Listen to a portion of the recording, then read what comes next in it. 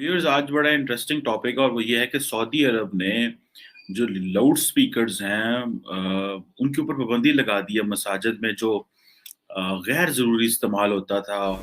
आजादी का नाजायज फायदा उठाता है मुसलमान। अरे उन गैर मुस्लिमों को क्यों सुना रहे हो अपनी अजान भाई?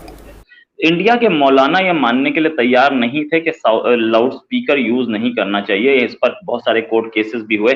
लेकिन करो, मैं अपनी एक मिसाल देता हूँ। मैं जहाँ रहता हूँ, यहाँ इस्लामाबाद में तो नहीं जहाँ, लेकिन मेरा गाँव है, मैं जहाँ रहता हूँ वहाँ पे मेरे गाँव में 3-4 मसाजिद हैं। तो ज़ाहिर बात है कि अगर वहाँ पे एक आलम साहब या इस जहाँ पे मैं रहता हूँ अभी सुबह उठें और स्पीकर पे बातें करना शुरू कर दें, लोग सो रहे हैं, किसी ने स्कूल जाना है, किसी ने यूनिवर्सिटी जाना है, अब उनको इस चीज़ का एहसास होना चाहिए कि लोगों की नींद खराब हो सकती है। मुझे एक दोस्त बताता था, कहता था कि मेरा जो घर है वो बिल्कुल मस्जिद के साथ है और हमारे जो आलम साहब हैं वो सुबह उठ के हमें वाज़ और नसीहत करते रहते हैं स्पीकर पे। तो जिससे मेरी नींद खराब होती है, मैंने सुबह दफ्तर जाना होता है और उससे ज़ाहिर बात है मैं तो कंसंट्रेट नहीं कर पाता। मैंने तो अगर रात को लेट सोया हूँ और सुबह जल्दी स्पीकर ऑन हो गया है, तो वो मैं किस तरह करके चीज़ों को मैनेज कर सकता हूँ? ये एक बहुत बड़ा सवाल है और क्या हमें मादर-बिदर आज़ादी दे देनी चाहिए मसाजिद के अंदर खड़े लोगों को कि वो जब मर्ज़ी स्पीकर का बटन ऑन कर दें और जो मर्ज़ी बोलना शुरू कर दें? क्या ये इस तरह की पोज़ीशन की जा सकती है? ऑब्वियसली नहीं की जा सकती और ये एक अनफॉर्च्यूनेट सिचुएशन है और मेरा ख़्याल है कि अभी भी लोगों को ये मानते हुए ये टाइम लगेगा कि लोगों की प्राइवेट लाइफ़ भी होती है, लोगों की प्राइवेसी होती है। हर बंदे को हम ऑलरेडी मुसलमान बंदे को क्या मुसलमान करना है? वो जो एक बंदा पहले ही कहता है मैं मुसलमान हूँ, भई वो कहता है आपको मैं हमें और मुसलमान करना है। ख्याल के भी थाईलैंड में एक जगह मस्जिद है, वो अजान दे रहे हैं तो इतनी दूर दूर तक अजान की आवाज जा रही है। मैंने उन लोगों से कहा, मैंने कहा भाई इतनी जोर से अजान देने की जरूरत बोलो भाई नहीं है। तुम्हें अगर मजहबी आजादी दे दी इस हुकूमत ने तो इतना नहीं कि आधे मुल्क को अपनी अजानें सुनाना शुरू कर दो। अपने मोहल्ले तक अजान की आवाज को क्या रखो। आजादी का नाजायज फायदा उठाता है मुसलमान। आपको एक काफिर मुल्क ने आजादी दे दी अजान देने की, तो तमीज से अजान दे दो जितना नॉर्मल होती है। जगह जगह जाके ना माइक लगाए हुए हैं रोडों पे भी। अरे उन गैर मुस्लिमों को क्यों सुना रहे हो अपनी अजान भाई? फिर यकीन क्या निकलेगा? वो कंप्लेन करेंगे यार हमारे आराम में खलल हो रहा है और मजहबी मुनाफरत फैलेगी। तो मुसलमान तमीज से चलता बोलो ना नहीं है। बस वो समझता है मैं चूंकि अल्लाह की किबरियाई पूरे मुल्क में बयान कर रहा हूं, है अल्लाह की तौहीद मैंने पूरे बैंकॉक में बयान कर दी, तो अल्लाह ने कब कहा है कि मेरी किबरियाई इस तरीके से बयान करो कि फिर कल तुम पर पाबंदियां लगें। और चाइना में मजहबी आज़ादी बहुत थी, वहां जलसे शुरू कर दिए लोगों ने, उन जलसों से रोड ब्लॉक होना शुरू हुए। चाइनीज गवर्नमेंट ने क्या कर लगा दी? पाबंदी लगा दी। तमीज से कोई काम ही नहीं होता हम लोगों से। अल्लाह ताला हिफाजत। ये एक बड़ा बड़ा फैसला है सऊदी अरब गवर्नमेंट का, और इस फैसले पे इंडिया में और पाकिस्तान में भी बहुत डिस्कशंस हो चुके हैं, बहुत डिबेट हो चुकी है।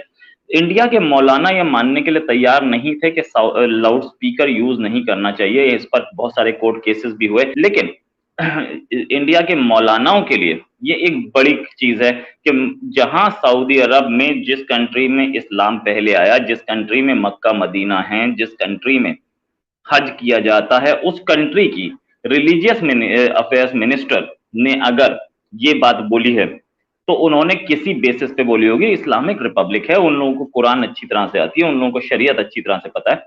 उन लोगों ने अगर बोला है तो जरूर कहीं ना कहीं किसी किसी किसी बेसिस पे बोला है। कोई उनके पास प्रूफ है और उन्होंने शरीयत का वो प्रूफ दिया। इस प्रूफ को प्रूफ मान के अगर इंडिया के मौलाना भी अपनी शरीयत ठीक से पढ़ें और शरीयत को ठीक से पढ़ के उसको इम्प्लीमेंट करें, तो इंडिया में भी जो कोर्ट केसेस हो रहे थे और जो हमारे लोग बोल रहे थे कंट्री के कि भाई ये चीज नहीं होनी चाहिए, बहुत तेज सुबह सुबह 4 बजे आप अजान लगा देते हैं, कोई आदमी नाइट शिफ्ट करके आया है, रात में 1 बजे सोया है, सुबह 4 बजे उसकी नींद खराब हो जाती है, उसको फिर अगले दिन काम पर जाना है, तो ये प्रॉब्लम नहीं आए। कि नबी पाक सल्लल्लाहु अलैहि वसल्लम जो हमारे नबी थे, उन्होंने भी यही कहा था कि हमें जो है one should not trouble the others और दूसरों को ट्रबल में नहीं लाना चाहिए। और इस तरह गैर ज़रूरी आवाज़ें भी नहीं उठानी चाहिए। मसाजिद का किस लाउड स्पीकर का मिसयूज़ होता है, ये बहुत बड़ा आपको पता है कि प्रॉब्लम है, और ये मैं पाकिस्तान के हवाले से भी बात करना चाहता हूँ कि पाकिस्तान के अंदर भी इस पे बड़ी बहस हुई कि ये मसाजिद का ये जो लाउड स्पीकर है, ये बहुत ज़्यादा इस्तेमाल होता है। लेकिन ये साउंड सिस्टम के ऊपर भी और इस तरह की चीज़ें जो हैं वो हमने भी करने की कोशिश की, लेकिन हम वो बुरी तरह नाकाम हो गए, बल्कि पाकिस्तान ने बहुत ज़्यादा केसेस भी बनाए। लेकिन वो नाकाम हम इसलिए हो गए कि पहली बात तो ये है कि ये जो कॉल फॉर इस तरह की जो कॉल होती है, ये 2 तरह कर सकते हैं। अगर सऊदी अरब करेगा तो सऊदी अरब तो एक मोनार्की है, अथॉरिटेरियन गवर्नमेंट है, तो वो तो एक नोटिफ़िकेशन भेजेंगे और नोटिफ़िकेशन से सारे का सारा जो है चीज़ क्लियर हो जाएगी और सबको पता है कि हमने क्या करना है। पाकिस्तान एक हाइब्रिड डेमोक्रेसी है और यहाँ पे फुल डेमोक्रेसी तो नहीं हम कह सकते इसको।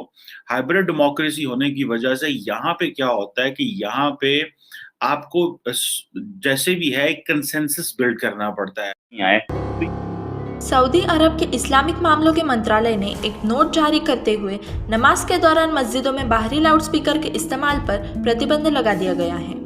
वहां की स्थानीय मीडिया के मुताबिक इस्लामी मामलों के मंत्री शेख डॉक्टर अब्दुल लतीफ बिन अब्दुल अजीज अल शेख द्वारा जारी सर्कुलर में मस्जिदों को केवल अजान और इकामत के लिए लाउडस्पीकर के इस्तेमाल की इजाज़त दी गई है। सर्कुलर के अनुसार नमाज के दौरान लाउडस्पीकर का इस्तेमाल मस्जिद के अंदर ही किया जा सकेगा और आवाज़ लाउडस्पीकर डिवाइस के लेवल का 1/3 होना चाहिए। इसका उल्लंघन करने वालों के खिलाफ कड़ी कार्रवाई की चेतावनी सऊदी अरब प्रशासन ने दी है। सर्कुलर के अनुसार नया फैसला पैगंबर मोहम्मद की हदीस पर आधारित है, जिसमें उन्होंने कहा, लो तुम में से हर एक चुपचाप अपने रब को पुकार रहा है। नमाज पढ़ते समय या इबादत करते समय आवाज़ को दूसरों की आवाज़ से ऊंचा नहीं करनी चाहिए। मीडिया रिपोर्टों के अनुसार मंत्रालय द्वारा शरिया नियमों को लागू किए जाने के बाद शेख मोहम्मद बिन सालेह अल उथैमिन और सालेह बिन फवजान अल फवजान जैसे इस्लामिक स्कॉलर ने भी इसका समर्थन करते हुए फतवा जारी किया है। इसमें भी अजान और इकामत के अलावा मस्जिद में बाहरी लाउडस्पीकर के इस्तेमाल पर प्रतिबंध लगाया गया है। इसमें बताया गया है कि इससे मस्जिदों के आसपास के घरों में मरीजों, बुजुर्गों और बच्चों को नुकसान पहुंचता है। मंत्रालय ने स्पष्ट किया कि नमाज में इमाम की आवाज़ को मस्जिद के अंदर तक ही सीमित रखना है, इसे लोगों तक पहुंचने की कोई आवश्यकता नहीं है।